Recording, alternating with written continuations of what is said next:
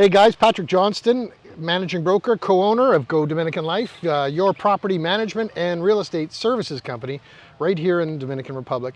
Right now we're sitting here in Las Terrenas, close to Portillo, and we're talking, Peter Noel.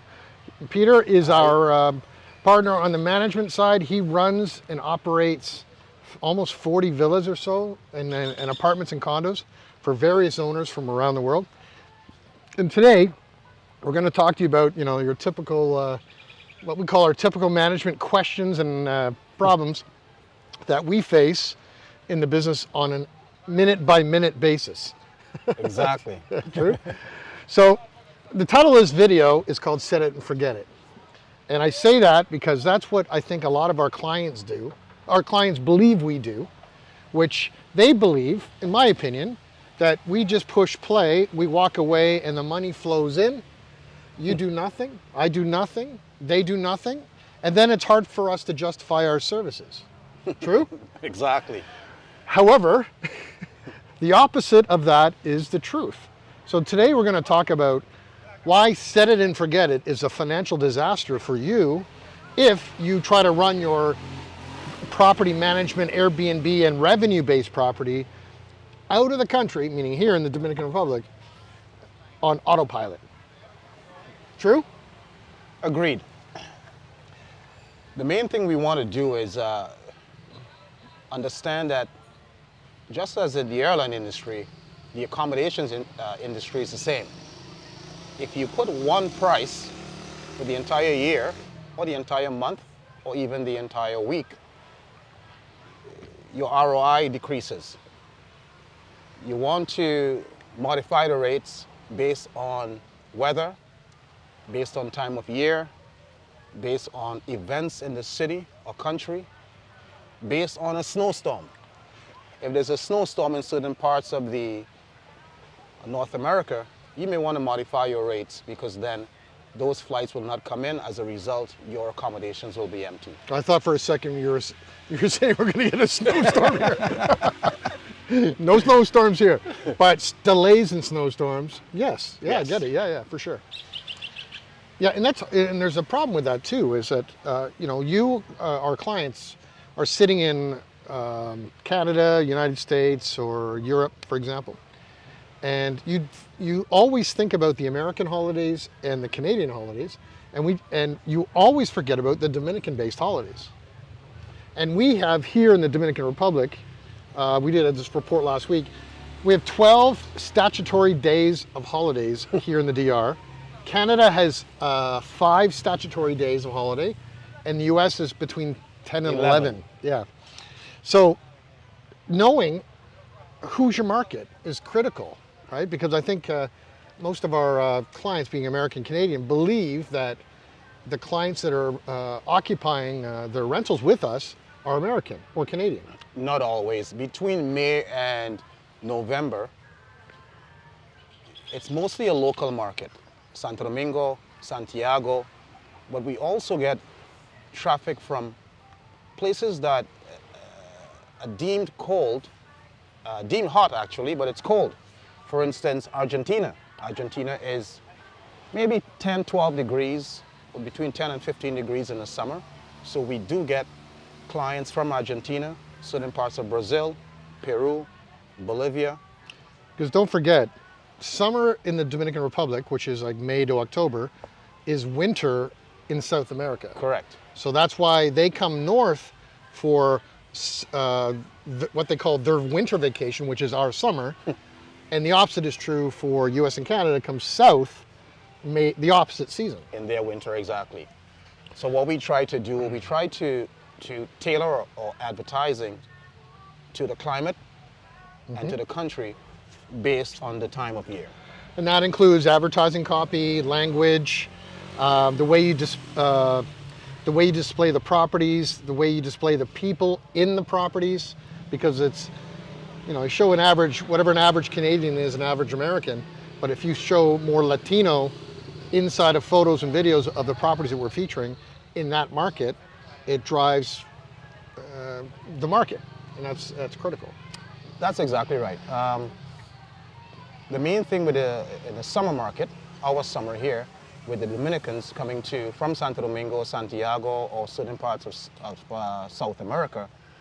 They are more looking for a family type affair, a 4 or 5 bedroom villa. They may cook, they will buy their groceries. It's a family vacation. Whereas the North American market, between December and March, it's more of a couples type. Correct. Vacation. So there's many modifications in what's needed in driving revenue on a month-to-month or quarterly basis in Dominican Republic. One of our best properties that adapts to both markets just by chance, right here in Las Terrenas, it's a 3-bedroom private villa with a private pool. That's always the big banger, #1 draw, private villa, private pool, 3+ bedrooms. But what this guy did, a client, 2 bedrooms, one's a king bed, 2nd bedroom is a queen bed, and the 3rd bedroom has 2 sets of bunk beds. So 4 single beds, if you will. And you may think in the winter market with the North American crowd, that may not be applicable. But for the Dominican market, for weekends in the winter or the summer, and the South Americans, they come in volume. It's like Canadians going north to the cottage. Correct. So they come in and they look for the best value. So if you can get a 3-bedroom that can fit 2, 4, 5, 6, 7, 8 to 10, not uncomfortably, but comfortably, that works very well for them. It works well for their family. As I said, it's a family affair. It's family time, especially June, July, and August. The kids are out, and the local Dominicans have an opportunity where they can vacation with their family, even extended family, and they don't need to leave their country. Yeah. It's cost effective, and they also have an opportunity to support the local economy as well, which works well for all of us. Yeah. And when we talk about rates and conditions of weather, Monday to Wednesday, or Friday, Saturday, Sunday, that type of thing, different rates. The big thing you think about there also is that most of our competitors are people that are trying to do this themselves. And when I say the set it and forget it crowd, they believe that wherever they're from is the market. So they don't adjust for the global market and time of year. And they basically have either a high season rate, a low season rate, and maybe an ultra peak rate. And that ultra peak for me would be like Christmas, New Year's, Easter, March break, that type of thing. And then otherwise you have a winter market, winter rate, and a summer rate. And if you don't adjust and you don't stay on top of your market, the problem is that you're going to miss the market, because on top of that is the quantity of availability in that same window. And we can see through a program that we use, we can see right now today the occupancy of everybody that is on Airbnb, regardless of who's doing it, someone privately or a property company like us. We can tell the threshold of the occupancy in the town, because it gives us a range of price and a suggested range of price. And if you keep your example would be, you keep your price too high. And when we're looking at the market, there's 80% unoccupied this weekend, starting today, Friday. This video is recorded on a Friday. Then you have a problem. But if you adjust your rate to be appropriate, you'll grab some of the market. And the opposite's true. If we're not paying attention, you're not paying attention, and you're in New York or Toronto, and you don't realize that Daddy Yankee is playing in Las Terrenas tonight, and you're putting your $100 rate out there, and you feel you're getting you find the reservation happen, but it could have been $500 a night. So that's the rate adjustment in playing the marketplace, and that's important for all things. Well, it's one thing. A lot of the, not a lot, some of the investors, they also want to be developers. They want to be painters. They want to be landlords. They want to be property managers. It's better to let the experts do what they do. Real estate and property management is all we do. We don't surf. We don't do any extracurricular outside of fun to hamper the business. This is all we do 100% of the time. So it's wise to give the experts an opportunity because they have the time in which to read the market and adjust to the market accordingly. Yeah. Here's another thing that it's another point of set it and forget it, which is something that will destroy your business, whether it's a management company like us or an individual managing their own single asset from wherever in the world. And that is, sometimes your own staff or the outside trades that, in your example, when you're doing it yourself, that you contract a cleaning company, a carpenter, electrician, the pool boy, something like that. I've said internally to Peter, when Peter arrived here about 1.5 years ago, and as anybody does, including me, when I first got here, being Canadian, if I say to Peter, I'll see you tomorrow at 2, right? Perfect, great. We shake hands and we go and do our own thing, and we show up tomorrow together on different bikes or cars, right at 2 o'clock, and we do our thing. Because that is the Canadian way of doing business. If I said to Peter, who's Dominican and I'm Canadian, Peter, I'll see you tomorrow at 2, the same thing would happen. Okay, Patrick, we'll see you there at 2. 2 o'clock shows up, Peter's like, or Patrick's saying, where's Peter? There's culturally, there's a different expectation of what 2 p.m. means. It can mean today, tomorrow, the next day, next week. It's around 2. Whenever. And if you're trying to run a timely business, meaning the place has to be cleaned by 2 because the electrician's coming at 3 and the clients are checking in at 4, and you allow the set it and forget it mindset to say, it's just going to happen. I can tell you, dollars for donuts, if you don't check, how many times do I say you have to check? 17. 17 times you have to follow up on every single item that you're trying to do in business in this country, just to be sure that things happen as they should. And it seems daunting and ridiculous until you actually experience that. And then you realize that, yeah, the mañana is a big deal. And it can be so detrimental. I'll give you an example. If you have a villa, which we have many of these villas that rent for $200 to $500 a night, and someone's checking in for 5 nights, it's $2,000 or $3,000 approximately.